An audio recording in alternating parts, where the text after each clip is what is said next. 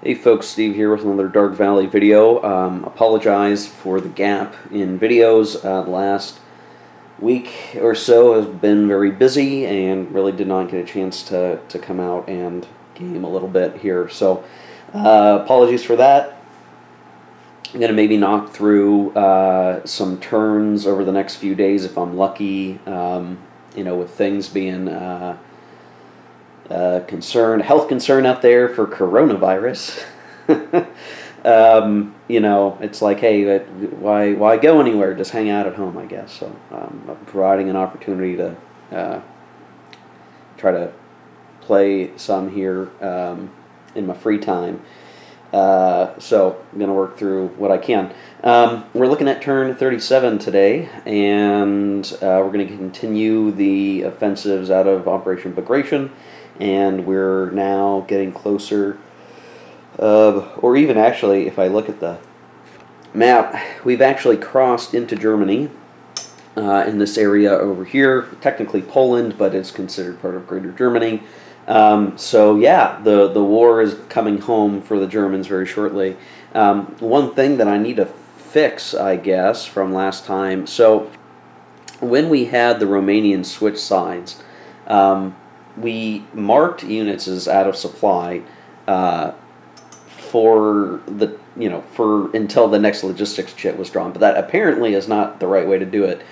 Ted had reached out and let me know that Axis units are just now forever out of supply in Romania, which seems kind of odd to me. I don't know if that's just reflecting, like, because hey, they were in supply in Russia, so why are they out of supply in Romania? I think it just has to do with, like, the fact that the chaos of them switching sides maybe is what the problem is. I don't know. I don't know if that's really what it is. So regardless of a supply depot, I guess they're just out of supply. So I put an out of supply marker here, here, here, here, just to kind of be, rather than to put them on each unit and make it messy in terms of what is on the stack, I just set them there. So Axis units, in Romania are out of supply, which I think we had some combats with units that were not adjudged as out of supply before, but I think it's too late to try to fix that. Whatever, these Axis units that are in Romania are pretty much doomed anyway. Ted did point out that it's probably overkill to have 3 guard tank armies down here, and that's probably valid. I think my point down here was to use them to really force the situation, which I think I've done that now, and I can probably just rail out those guys at this point, and they'll be good to go. The only thing is I might have to give up actually holding the city of Bucharest, unless I can get, well, I'll figure something out, because I do want to make sure that I can retain that city and continue to project force, and we'll start cutting into Hungary soon, and that's going to require then that these guys pull back and sort of, they're going to have to come out of the mountains just to hold Budapest. So I don't know, we'll see how that goes. Again, over here, making advancements, but the Axis are trying to pull back. They've actually managed to create a solid filled-in line across the board, which is bad news for the Soviets. They really would have wanted to avoid a line like this forming, but the chits just came out the way that they did. But still, ideally we're going to be able to punch through and start cutting towards Memel if feasible, and that will create some problems for the Axis. So things are tight. It's still tough. I don't think the Soviets have an easy going of it here, but the Axis is at a point where they don't have much to hold on to. Every unit, every step taken is one that they're going to have a very hard time replacing, because I think we're about at the time the Axis stops getting reinforcements, period, and they get some emergency reinforcements, which we'll talk about here in a little bit. So, yeah, still a lot to do here, still plenty of turns. This is just turn 37. We have until turn 44 to take out the Axis, more or less, and take the majority of the victory cities left and get to Berlin. I'm not sure we'll do it. We'll see how it goes. I think we're doing pretty good. So I'm going to put a cut here. That's just some intro. It's been a while since I've been at the game. We're now, again, basically a one-mapper game now because the war has pushed so far over. And, other than these guys in Odessa, which at this point I think I can just start advancing them forward. There's no reason not to. It is just a one-mapper game now. We're just on this map, and we're going to be getting towards the end here. I may even be able to start cleaning some stuff up, but I'll leave the whole map up for the duration probably, since it's already set up. Yeah. Anyway, I'm going to put a cut here, and when we come back, we'll talk a little bit about the reinforcements and replacements that are going on now. Again, knowing that for the Axis, they're not going to get very much more in ways of replacements. They're going to get a few more reinforcements before the end of the game, but not replacements. Or those are going to be running out very shortly. So, yep, we'll be right back. Okay, just to speak quickly about the reinforcements coming in. So, the Axis is getting the 4th Panzer HQ back, which means we can reasonably pick that activation shit for activations if we get a Panzer activation. Now I'm going to have to look. I think for reinforcements, this guy can just pop in wherever reinforcements would normally be able to be placed. So I've got to kind of decide where I want to put it. And I could see a reason to put it in Hungary to help defend there. I could see a reason to put it near Warsaw to help defend there. I'm not exactly sure where I'm going to put it yet.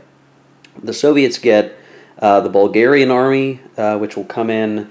I guess I'll plop it in Cernauti and send it somewhere.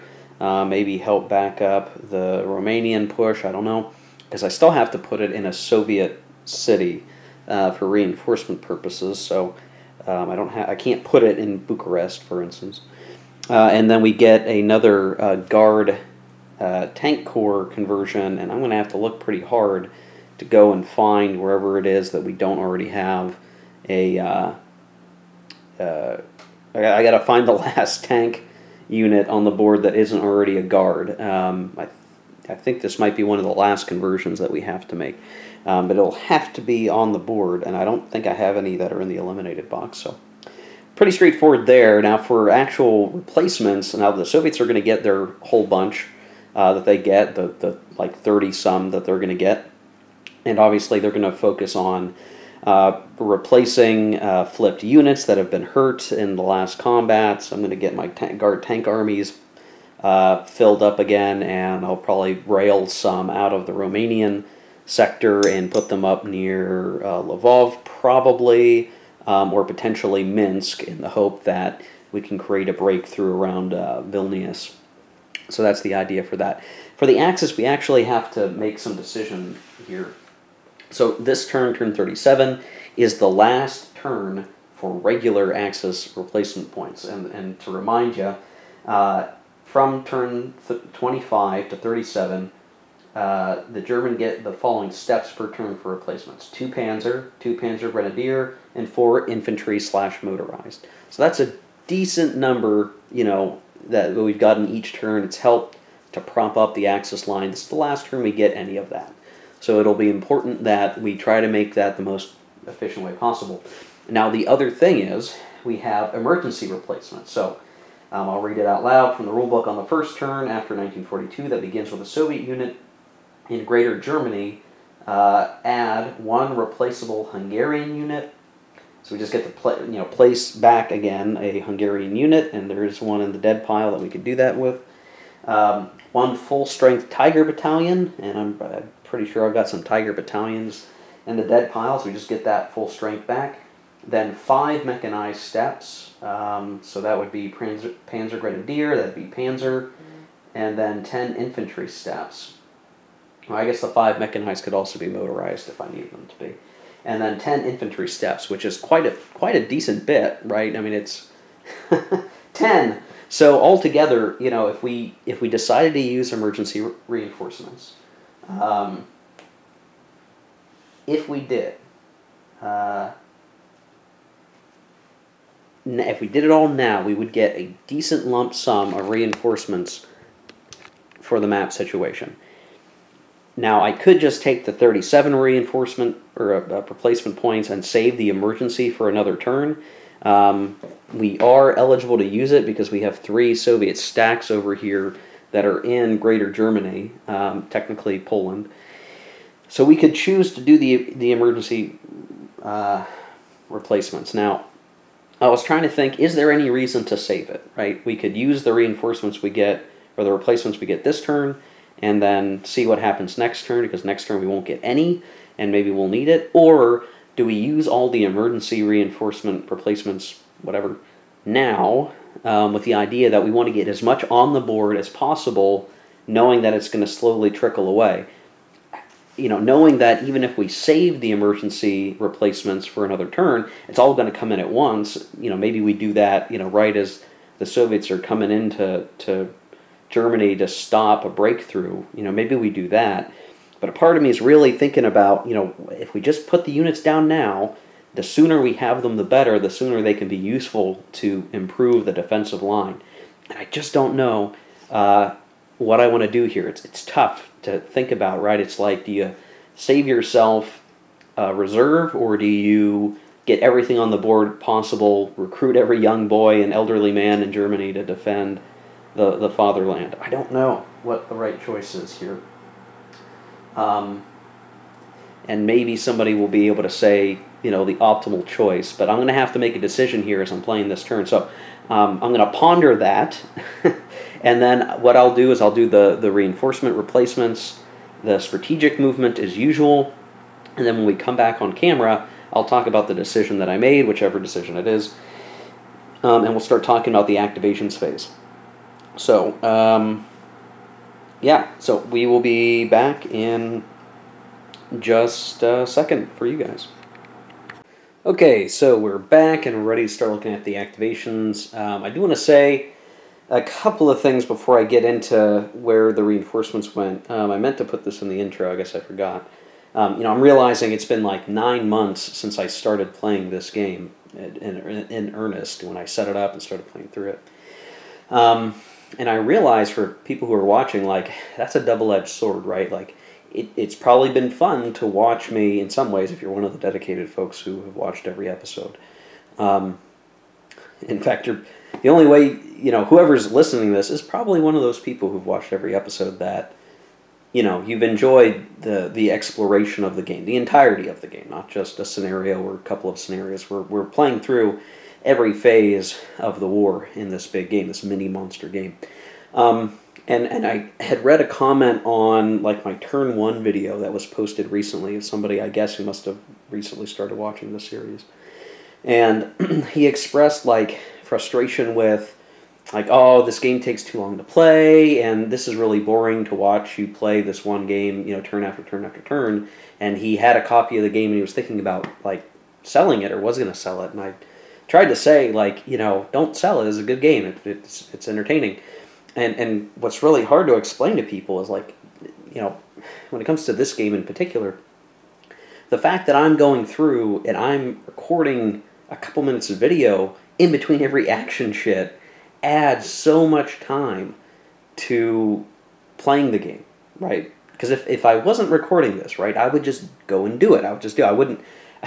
I might rationalize it to myself and really maybe talk out loud to myself and discuss, you know, whether or not something's a good choice in terms of an action to take. But, you know, I wouldn't be here mulling things over on camera, right? I would just be playing it. I'd be playing it, and you could probably knock out several turns. And the man, you know, in the I guess in the time it takes me to record like one turn, you could probably do 3 or 4 turns. And if you're playing opposed, maybe I could see where it could take longer, but if I was just playing the solo and I was just working my way through it, I'd be playing faster, right?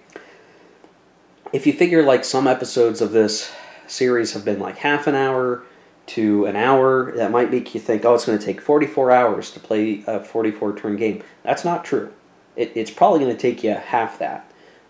Maybe even more swiftly than that, depending on how good you are with the game. If you've gotten some experience with it, you can be playing very fast. In fact, you know, if you're going to sit down and just play a scenario, you could get that done in a day if you play swiftly, and not everyone will play swiftly. So I worry that me doing this prolonged series of videos might give people the wrong impression that this takes 9 months to play, or it takes, like 100 hours to play. That's not true, right? I mean, I'm taking a very long time because I get to play a board game, Solitaire, by myself a couple hours a week at best, if I'm lucky, and I'm recording it. So it's just so much extra time is spent doing just that, and I very rarely get just unbroken time to play a game, and if I'm doing that, I usually am playing with a friend, or going to a friend's house and playing something else all day, not playing this, for instance. Maybe someday I will play this opposed with a friend over the course of a long day, or a day and a half, or 2 days, or whatever, but that's not how I've been playing this game, right? This just hasn't worked out that way. So if you're on the fence of this, and somehow you're hearing this part of the video, I'm in favor of this game. I like this game. I think it's fun. It's cool. And it does not take as long as it's taking me to play this in a real situation. It shouldn't take as long as it's taking me to play through.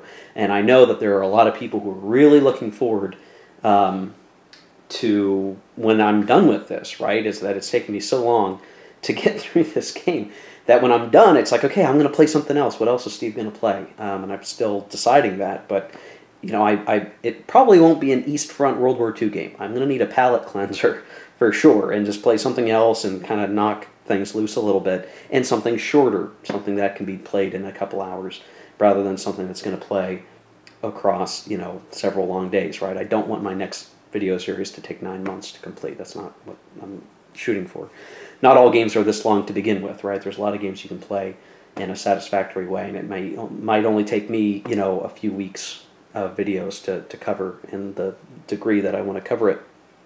Because with this game, I could have very easily have just done like Barbarossa and Case Blue and called it a day and said, great game, cool, whatever. But something about it just made me want to play the whole experience. I don't think I'll do that for every game.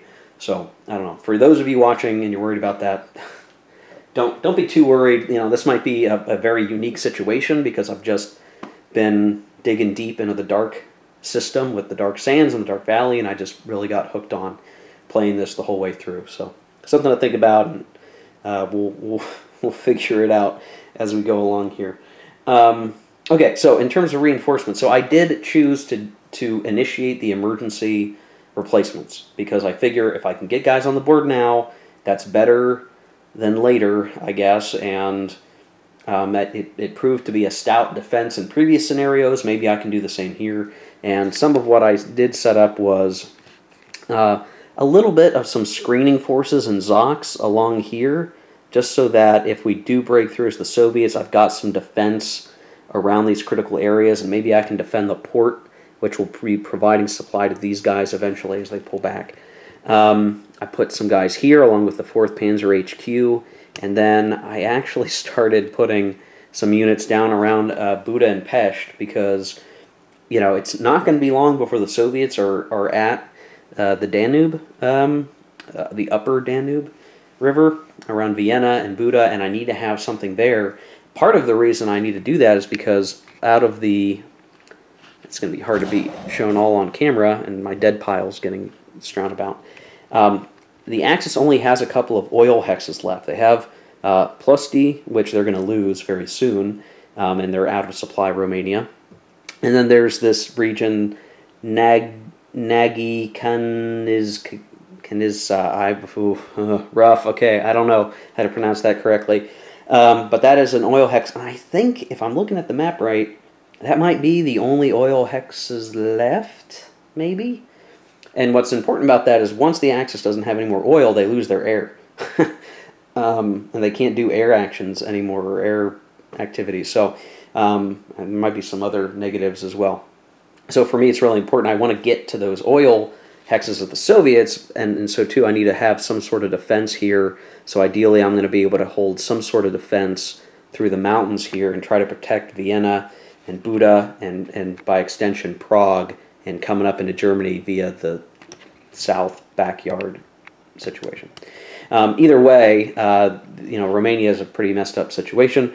I did replenish that Guard Tank Army, and I railed out some of the other ones. I still have 2 down here, But I do want to use them here because I want to smash through the defenders, and then I need to get them moving. I think the important thing is like the high speed, high combat factor will allow the Soviets to get into Hungary and start cutting rail lines and getting further afield. And I think that's important. I know it's maybe overkill, but I need to be able to endanger the southern flank because it's going to pull things away on other theaters. And I think I've got enough combat factors elsewhere that I'm going to be able to continue my punch in decent order. So that's the idea anyway. And the air got pulled back to Warsaw and Kaunas, respectively, and the air radius is broad enough from those two to cover a lot of the line, so it's reasonable, I think. And for the Soviets, I mean, they've got, everything is about where they need to be. Everything's about topped off except for a guard infantry army that is in an enemy Zoc and could not be replenished. And in the Stavka Reserve, see if we can see that, you can see I put 2 guard tank armies, I railed them off the map, and with 2 guard corps, I've got to reset the air markers up there, but no big deal. But I do have a healthy Stavka Reserve with the idea that if I can manage a decent breakthrough spot, I'm going to surge these guys through the opening out of either Minsk. If I've somehow managed to take Vilnius, by the time I can use Stavka at sort of at the late turn, then I'll have those guys spring out and try to make their way towards Memel, which does have a defender now with those reinforcements, but all things of interest. One other thing I should point out, which is a huge bummer, is so I've got some airborne corps, right, all down here, and they would be super cool, and now that it's a mixed weather turn, I could use them. Well, they need to be in range of Stavka, and I put Stavka way up here now because I was, following the advice of others and was like, okay, let me pull Zhukov up to Lvov, and I'll move Stavka up here to activate combats up here. But I forgot the whole reason I even put Stavka where I did is because I had also put all my airborne corps within the vicinity of Stavka so I could use them. Now I can't use them. So I'm not sure what I want to do about that. I could conceivably start swapping the places of the HQs or just give up using the airborne corps entirely, but I was really hoping to use them to wreak some havoc in the backfield of the Axis. So I don't know. It's kind of a rough spot now, and a bummer for the Soviets because I sort of shot my own foot a little bit. I'm going to put a quick cut here because I've been talking for a while and get a drink and refresh myself, and then we'll talk about the action chits. So we'll be right back. Okay, so we return to Crimea to talk about the action chit. So the Axis still has the modal chit, which they'll need to use at some point here to make it valuable. And what's interesting is that this turn is a little bit different than really the last so many turns, and even for the next, I guess, remainder of the game, in that this is a decent turn for them. And I can't remember now, from the time I was reading my book on the East Front, what was going on in September 1944 that allows for this greater capability. Maybe it's just the amount of reinforcements and redirection of officers to the East Front from the West Front. I'm not entirely sure. But the Axis actually has move or combat here again. So 2 move or combat, so basically whenever they draw these chits, they can decide what they want to do, at least on the first one that gets pulled, and they get a Panzer activation, and I picked the 4th, since the 4th HQ has been returned to the board. Which, that is still marginally better than they've had the last couple of turns, where it was just the move and then the combat chit, and you had to take whatever came up. So they get a little bit of flexibility this turn, which is really interesting that's the case. And by comparison, the Soviets don't actually have... I mean, it's not as good as previous turns, I'll say that. So there's logistics, obviously. They still have Stavka, and then they have move or combat, 2 of them. So in a similar situation, they'll get what comes up first. And they have initiative, so they'll get to pick what they want to do first. I might do movement. Probably want to do movement, just based on the current situation. But gosh, what's funny is, like, you just look at that and see that, yeah, the Axis has potentially more activations, than the Soviets this turn, or they have nearly the same, depending on how you want to look at it. But, you know, the Soviets don't have deep battle this turn. And so, and they don't have combat stuff in Zhukov or anything like that, so they basically are going to be, basically the whole rest of the game, they aren't going to have great turns. Once we reach January, I mean, the Soviets are going to have this as their chits for the rest of the game until January, and then from January to the end of the game, they'll get deep battle back. So this is maybe representing the fact that, you know, now that the Soviets are getting, you know, into the later part of the war and pushing into Axis territory, you know, they have their own logistical challenges that they have to deal with as they enter into enemy territory, and they'll have to come to grips with, you know, how they're leveraging the gains they've made and the rail access they have. So, you know, it's not a pushover situation for the Soviets yet. We've still got to keep hammering the Axis, but now, after this turn, the Axis will be out of reinforcements, or out of replacements, I should say, and that is probably going to be a big deal. So, from just the way we look at the board, it's going to be really important is the Axis needs to retreat in good order as much as possible, create an iron defense around Greater Germany, and hope that that is enough to stem, or to, you know, keep back the Red Horde, I guess. That's really what they need to try to do at this point. Save as many units as possible, retreat them in good order, stop abruptly the Soviet advance where possible, make sacrifices if it makes sense to do so, while the Soviets are obviously doing the reverse. Now, as usual, the Soviets have the initiative, so they need to pick. I think I need to do movement, because while these guys are situated, and they're situated up here, I need to bring these guys down. I need to swing these guys around. It's important to do that because we have to get in a position to knock out the rest of the Axis units in Romania and begin an invasion of Hungary. And we need to get these other units down here set up to continue to hammer the wall in front of Poland in Silesia. So I think we got to do movement here. I don't think combat, you know, knowing that we don't get deep battle at all, we're only going to get one combat, we got to get in position and hope that we draw combat first and can make something happen with it, I guess. So I'm going to play the movement chit. Everything else is going to go to their respective places, the cup or the asset boxes. And when I come back, we'll have conducted Soviet movement and we'll begin to pull from the cup. So we'll be right back.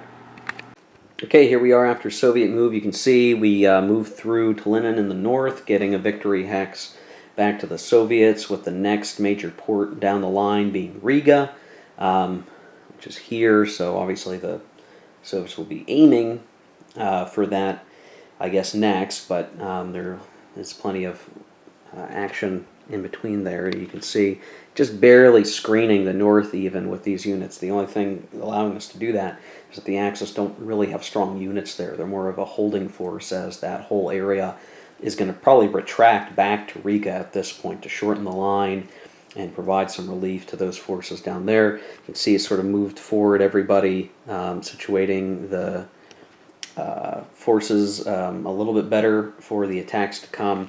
And then on down the line here, you can similarly see we're getting ready for... Okay, so I just had an issue with my camera. I'm not sure where I lost you, but just to show again the Soviet movement just coming up against the line here, preparing for combats and major offensives through this corridor here into the heartland towards Berlin, and Silesia being the first, I guess, road bump here that we're going to work our way through. Down in the south, similarly, surging forward, wrapping around, projecting ZOCs around units that aren't projecting ZOCs and that are out of supply. We really ought to see this guy get eliminated, so we're going to already be in Hungary's backyard here, and we're very likely going to eliminate most of the forces left in Romania on the Axis side, enabling us to again surge forward and begin the fight for Hungary proper. Now I think Hungary will collapse, but I'm not sure exactly.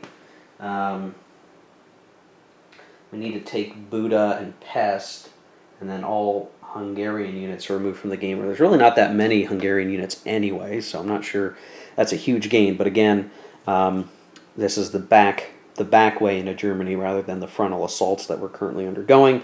And I want to keep that momentum up because before long, there simply won't be anything the Axis can do down here, and we'll have a way at least into Prague. We could then snake up through Dresden, potentially to get to Berlin. That might be one way we kind of sneak around and cause some havoc in the backfield. So we'll see what happens here as the game progresses.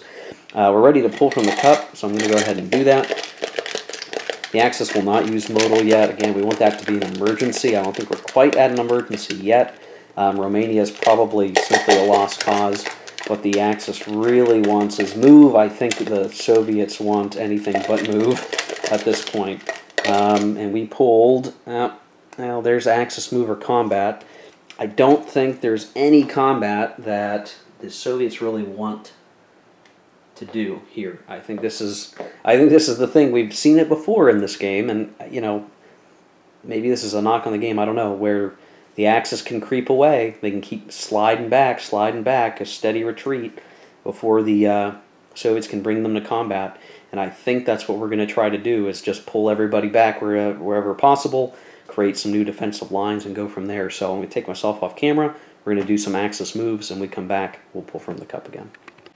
Well, as you can see, the Axis was able to pull out a good bit. Now that supply depot is probably going to be eliminated, I think. I'll have to double check the rules on that, as I think they only move at the end of the turn, and basically they're being abandoned and it's Zoc locked. But at this point, I'm not sure that that supply marker is really that helpful in any way, but whatever. The Axis is pulling back. Still, a lot of these guys are going to be out of supply until they can get across the border and logistics comes up. Over here, you can see it's starting to pull back. Well, we're going to start to form a line there. And elsewhere, everyone's just pulled back, scrunching away. You know, again, you know, in some places, only moving back a hex to put some distance between the enemy and themselves, but also pulling back more or decently far with the units that are kind of stuck up here. We need to kind of give them time right on that hinge here if we can. We want to move them faster and hold a little bit here just so we can get everybody safely back home. At least that's the idea as the Axis. Still, things are tenuous, but so far they've had that opportunity to pull back. And gosh, you know, just one of those things in this system, you know, with the chit draw, if you get move, counter move, you're not really going to see much in the way of combat, and that can mean a whole month of, you know, a turn goes by where, you know, effective combats just don't really happen at all. And, you know, it's just something to watch out for. I don't have any other way to look at it other than just, you know, you got to get lucky with the chit draws and get good combats and hope that that's enough. And if you're lucky, and in this case, you know, had we drawn, you know, for the Axis it worked out because all they had to do was draw one of their chits, basically, the move or combat chits, just one of those two chits, and they could do this, which is a frustrating situation for the Soviets. I don't know if there's really anything gameplay mechanic-wise the Soviets can do about this other than hope that, you know, they'll get their next opportunity to have combat come before movement. You know, maybe I should have done combat before moving and did some combats where it was possible, but I don't know. That's the eternal question. Of course, I'm playing solitaire with myself, so it's hard to, you know, if you're playing an opponent, you might look at it differently. I'm going to pull the next chit, and we'll see what happens. And we get logistics. So, the units that are out of supply in Romania are still going to be out of supply. Everyone else is seemingly fine. And so we'll simply put this up on the marker track, and we'll continue on.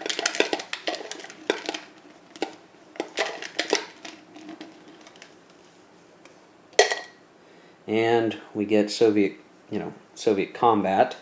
And again, I'm looking around. There are no combats that can actually take effect here. Yeah, no combats to speak of, unfortunately. Kind of makes for not quite as an exciting of a turn, right? Because you just don't have any options. And then we pull Axis combat, and Axis combat's not going to happen.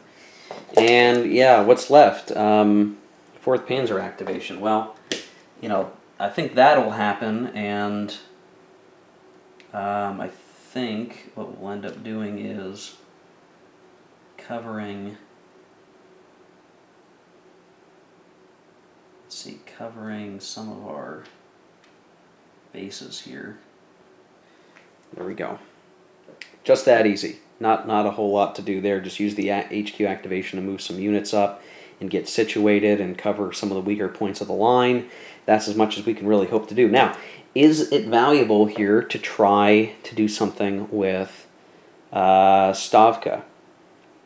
Well, we certainly have an opportunity to try, and I think we will. I think we will do that. So what we're going to do is we are going to play Stavka as the final chit. We're going to put them into Minsk, and then we're going to have them moved into here, I guess, is where we would do it. And we've got, what, 28 plus 8. So 36 combat factors. Yeah. 36 combat factors to 6. I imagine we would dump as much air as we could in, so it would be 40 to 10 with the other chit. We'd cover with air 14, so 40 to 14.